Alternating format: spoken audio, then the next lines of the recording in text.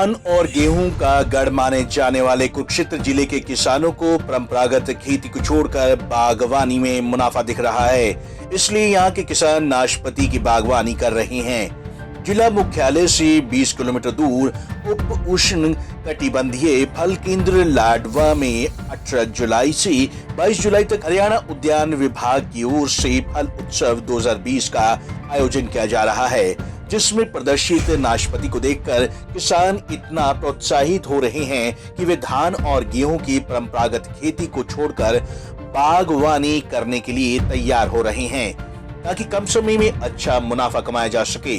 यहाँ प्रदर्शित sugar free निगी सिकी नाशपाती के बारे में बागवानी विभाग के अधिकारी ने जानकारी देते हुए बताया कि कैसे इसकी खेती करके मुनाफा कमाया जा सकता है। ये वैरायटी बहुत ही जूसी है कि जितनी देखने में बाहर से हार्ड नजर आ रही है उससे बहुत ज़्यादा ये सॉफ्ट है। इसमें लगभग 1 एकड़ में 6 बाई 3 पे 220 पेड़ 1 एकड़ में लगते हैं और 6 साल के बाद लगभग एक पेड़ से 60 किलो जो है ये पैदावार देनी शुरू कर देती है। मेले में जितने भी लोग आए हैं सब इसको बहुत ज़्यादा पसंद कर रहे हैं और खाने में बहुत टेस्टी है और ये शुगर फ्री है।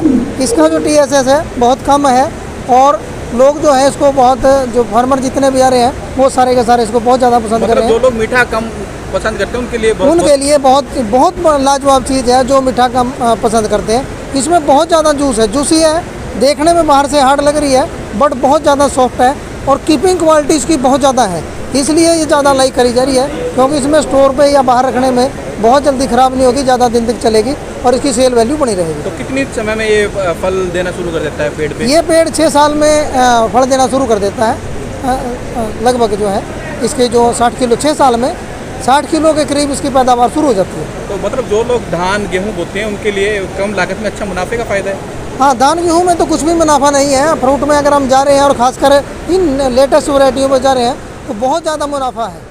किसानों ने बताया कि किस तरह विदेशों में फलों की खेती पर जोर दिया जा रहा है, उसी तरह हमें भी फलों की खेती में खुद को बेहतर करने की जरूरत है ताकि हम अन्य देशों के मुकाबले अच्छे फलों का उत्पादन कर सकें।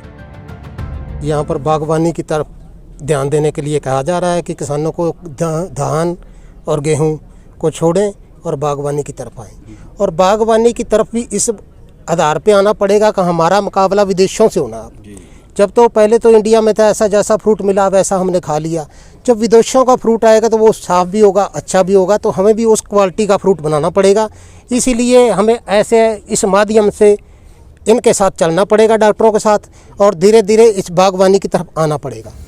बागवानी विभाग के डिप्टी डायरेक्टर ने बताया कि हर साल पिंजौर में लगने वाले मैंगो मेले को इस बार लाडवा में लगाया गया है, लेकिन यहाँ न सिर्फ आम बल्कि अन्य फलों की भी प्रदर्शनी लगाई गई है, जिसमें नाशपाती की 7 किस्में प्रदर्शित की गई है।